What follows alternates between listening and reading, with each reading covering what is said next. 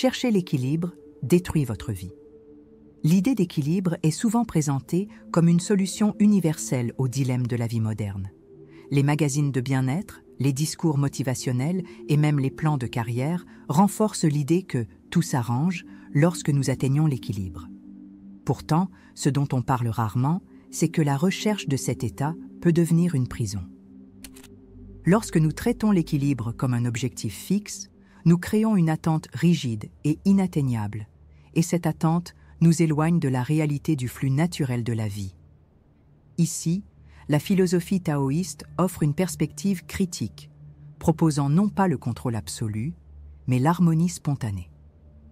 La chaîne Solstice est née avec le but de créer un espace de réflexion où philosophie, psychologie et spiritualité dialoguent sans réduction simpliste. Notre objectif est d'offrir des voies d'investigation fondées à la fois sur des traditions millénaires et sur des recherches contemporaines. Le taoïsme, dans ce contexte, n'apparaît pas comme une curiosité historique, mais comme un outil critique pour comprendre les contradictions du présent. La question qui s'impose est claire. Jusqu'à quel point l'idée d'équilibre que nous suivons répète-t-elle des illusions sans produire de véritables transformations ? Le stress et l'anxiété ont atteint des niveaux épidémiques dans le monde actuel. Jamais on n'a autant parlé d'équilibre et de soins personnels, et jamais on n'a enregistré une telle fatigue psychologique. Le choc réside dans le fait de réaliser que l'obsession même de maintenir la stabilité contribue à la perte de vitalité. Je cherche à provoquer cette prise de conscience, à apporter de la clarté au milieu de discours répétitifs. Que se passe-t-il lorsque nous comprenons que l'idéal d'équilibre est, en lui-même, un facteur d'usure ? Le philosophe Laozi nous a enseigné que la vie se révèle dans le vide du vase et non dans l'argile qui le façonne. Traduit au quotidien, cela signifie que l'excès de remplissage, de tâches, d'objectifs et d'attentes compromet l'espace intérieur nécessaire pour créer et se reposer. En poursuivant l'équilibre comme un remplissage total, nous perdons le vide qui soutient la spontanéité. La question devient inévitable. Combien d'entre nous sommes tellement occupés à maintenir des formes que nous ne savons plus accueillir l'espace du silence ? Cette réflexion ne s'adresse pas seulement aux chercheurs ou aux pratiquants spirituels. Elle s'adresse aussi à ceux qui ressentent le poids d'équilibrer les exigences du travail, de la vie personnelle et de la performance émotionnelle, croyant que l'échec réside dans toute oscillation. Est-il possible d'expérimenter la liberté tout en insistant à correspondre à un idéal inexistant ? Chaque rencontre sur Solstice se veut un espace de ralentissement et d'approfondissement. Plus qu'une chaîne, c'est une invitation à la pratique d'une écoute intérieure au milieu de l'excès de stimuli. Tout comme le bambou qui renforce ses racines avant de croître, la réflexion exige du temps et de la patience. L'urgence n'est pas d'accumuler des techniques, mais d'interrompre la répétition automatique qui nous épuise. Si nous ne nous permettons pas maintenant ce contact avec le Tao, quand y aura-t-il une opportunité ? Le temps poursuit son cours, et nous ne pouvons pas le figer au nom d'un équilibre artificiel. Si vous êtes arrivé jusqu'ici, peut-être reconnaissez-vous que certaines réponses faciles ne suffisent plus. Ce chemin s'adresse à ceux qui ont le courage de remettre en question leurs certitudes et d'ouvrir un espace à une vie plus authentique. Pour avancer sur cette voie, abonnez-vous à la chaîne Solstice, activez les notifications et laissez votre soutien, non seulement au contenu, mais au processus de transformation qui a déjà commencé en vous. En 1968, les Jeux olympiques de Mexico ont enregistré l'un des moments les plus emblématiques de l'histoire du sport. L'athlète américain Dick Fosbury présenta au monde une technique de saut en hauteur que personne n'avait jamais vue auparavant. Alors que tous recherchaient l'équilibre dans la forme traditionnelle, il osa inverser son corps et sauter en arrière, créant une nouvelle manœuvre. La plupart des entraîneurs croyaient que cela était trop risqué et trop déséquilibré pour fonctionner. Pourtant, Fosbury battit des records et changea à jamais la discipline. Cette histoire illustre un point crucial. Lorsque nous insistons sur des modèles rigides d'équilibre, nous risquons de perdre l'espace pour l'innovation et la vitalité. Imaginez maintenant la pression qui pesait sur cet athlète avant l'épreuve. Les regards jugeants, les attentes collectives et la peur de l'échec auraient facilement pu écraser son courage. S'il avait choisi la voie sûre, en essayant de maintenir le même équilibre que tous les autres, il ne se serait jamais distingué. Cet épisode nous montre que poursuivre l'équilibre à tout prix peut signifier choisir la répétition au détriment de l'authenticité. La tension grandit quand nous pensons à combien de fois nous répétons ce schéma dans nos vies. Combien de fois évitons-nous d'agir par peur de sortir de l'alignement que nous croyons idéal? Le paradoxe est que, en cherchant l'équilibre comme garantie de sécurité, nous créons exactement l'inverse, une vie figée, incapable de se réinventer.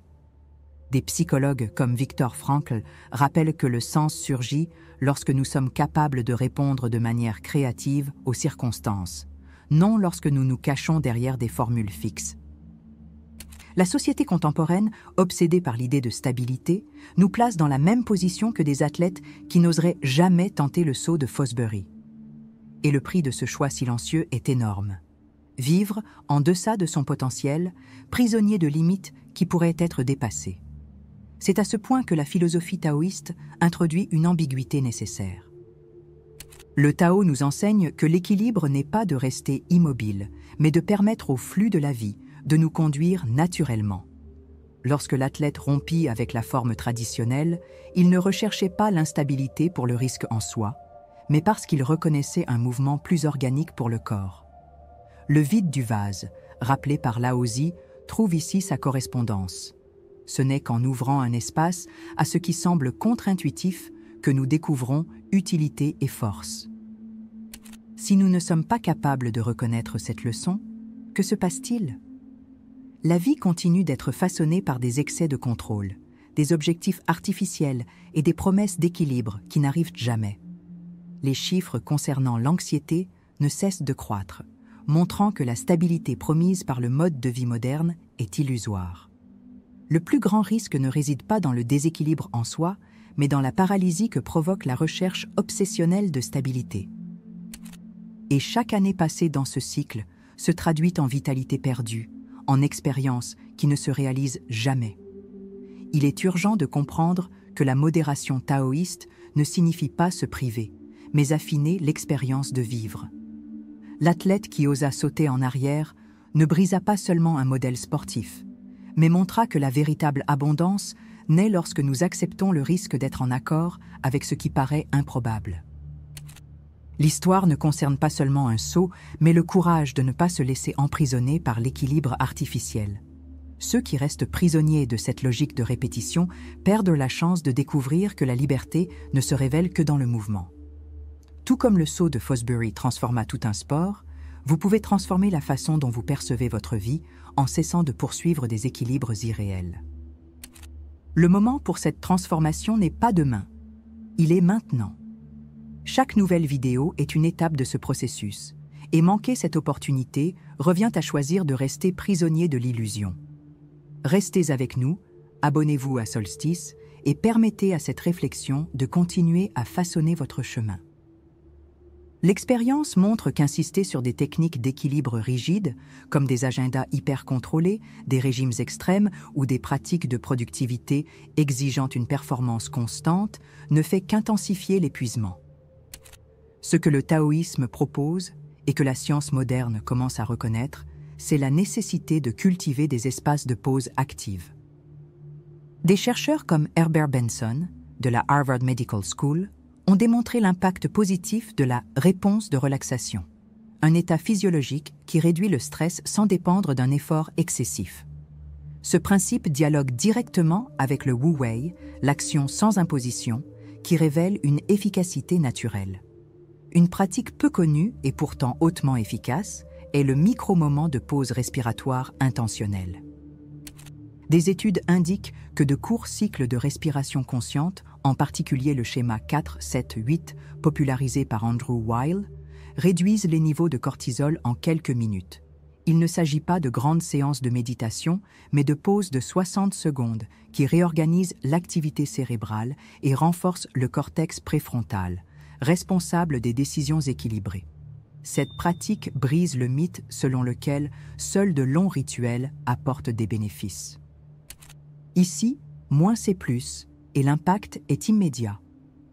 Les alternatives que nous suivons par automatisme, comme faire défiler les réseaux sociaux pour chercher du soulagement ou consommer des aliments ultra transformés comme compensation, n'apportent que des effets secondaires. La dopamine libérée rapidement par ces habitudes crée un soulagement momentané, mais multiplie l'anxiété et la fatigue à moyen terme. C'est le même cycle qui maintient tant de personnes prisonnières des addictions à l'attention et à la consommation. La fausse promesse d'équilibre devient une anesthésie temporaire qui ronge la vitalité en silence. Le taoïsme l'avertissait déjà. Le plaisir dans l'excès ne nourrit pas, il épuise. La douleur est de se sentir constamment vidé, comme si aucun effort n'était jamais suffisant. Le désir est de retrouver présence, vitalité et clarté sans devoir accumuler davantage de techniques et d'obligations. La véritable transformation ne naît pas de l'ajout de tâches, mais de la création d'espaces intérieurs. La modération taoïste, traduite en pratique de micro-pauses, montre que moins d'efforts conscients peut générer plus d'équilibre réel. La question est, combien d'opportunités avez-vous déjà perdues par manque de confiance en cet espace de silence ? Reconnaître ces pièges est fondamental pour ne pas gaspiller d'énergie dans des solutions qui aggravent le problème. Les applications de productivité qui promettent une concentration totale, par exemple, créent souvent une dépendance encore plus grande aux dispositifs numériques. Les thérapies rapides qui vendent des promesses miraculeuses d'équilibre génèrent frustration lorsque l'effet ne se maintient pas. L'alternative que nous présentons n'est pas un spectacle, mais un processus naturel validé par des traditions millénaires et par la science contemporaine. Le choix se situe entre la répétition de raccourcis illusoires et l'adoption de pratiques qui transforment réellement. Ainsi, la modération n'est pas privation, mais ouverture pour se nourrir avec moins et mieux. Le vide, perçu comme un espace improductif par la logique moderne, est précisément ce qui permet à l'esprit de se régénérer et de s'organiser. Lorsque nous cessons de chercher l'équilibre comme objectif rigide et que nous commençons à créer des moments de vide conscients, nous accédons à une forme d'abondance réelle. Chaque micro-pause devient un acte de liberté face à l'excès. Que feriez-vous de cette liberté dès maintenant ? Cette réflexion doit se poursuivre, car reconnaître le problème ne suffit pas. Il faut pratiquer et cultiver de nouvelles formes de présence. Si vous avez perçu que le moment est venu de rompre avec les schémas, ne remettez plus à plus tard. Laissez en commentaire la phrase « Je choisis de nourrir l'espace du silence ». Ainsi, vous ne vous contentez pas de regarder le contenu, vous participez activement au processus qui est déjà en mouvement. La psychologie contemporaine reconnaît que la santé mentale ne dépend pas seulement de techniques de contrôle, mais de la flexibilité psychologique. Des modèles comme la thérapie d'acceptation et d'engagement, développée par Stephen Hayes, montrent que fuir l'expérience interne intensifie la souffrance, comme dans le taoïsme et le bouddhisme, qui enseignent à accueillir les flux de la vie plutôt que de les réprimer. Lorsque nous pratiquons des micro-pauses de vide conscient, nous renforçons la capacité d'être présent en diminuant la réactivité automatique. La science appelle cela régulation émotionnelle. La spiritualité, harmonie intérieure. Plus de 70% des personnes rapportent des symptômes récurrents de stress et d'épuisement dus à l'excès de demande. Lorsque nous associons cela à la spiritualité, nous voyons un reflet direct. Les pratiques de pleine conscience réduisent jusqu'à 38% les niveaux de stress dans des programmes de 8 semaines. Pourtant, ceux qui repoussent la mise en place de pratiques simples restent prisonniers d'un cycle croissant d'usure. Le prix de ce report n'est pas abstrait. Ce sont des nuits mal dormies, une perte de vitalité et des relations rongées par la fatigue. Le bouddhisme enseigne, à travers la notion de dukkha, insatisfaction, qu'une grande partie de la souffrance humaine vient de la tentative de contrôler l'incontrôlable. Le taoïsme, quant à lui, nous rappelle que la fluidité du wu-wei est la clé pour ne pas transformer la vie en lutte constante. Ceux qui différèrent cette compréhension restent attachés à des méthodes compensatoires qui ne font qu'intensifier la douleur. Consommation compulsive, dépendance technologique, auto-exigence démesurée. Ce qui semble être une solution devient un poison lent. L'inertie, à ce stade, n'est pas neutre, mais corrosive. À long terme, le choix entre agir maintenant ou reporter devient une bifurcation claire. Des recherches publiées dans le Journal of Behavioral Medicine montrent que les personnes qui adoptent des pratiques régulières de pleine conscience rapportent une augmentation significative de leur perception du sens après un an. Celles qui restent dans la quête effrénée d'un équilibre artificiel, en revanche, rapportent une baisse continue de la satisfaction de vie. L'urgence, donc, ne réside pas dans l'adhésion à des modes, mais dans l'évitement du coût invisible d'une vie différée. Chaque jour sans pratique est un jour où l'anxiété enracine plus profondément. Les gains de l'initiation sont palpables, réduction du stress, plus grande clarté dans les décisions et vitalité retrouvée. Mais ce que l'on perd en reportant est encore plus sévère. Cycle de fatigue, maladies psychosomatiques et relations vidées de présence. Les statistiques de l'Organisation mondiale de la santé montrent que la dépression est déjà la principale cause d'incapacité professionnelle dans le monde.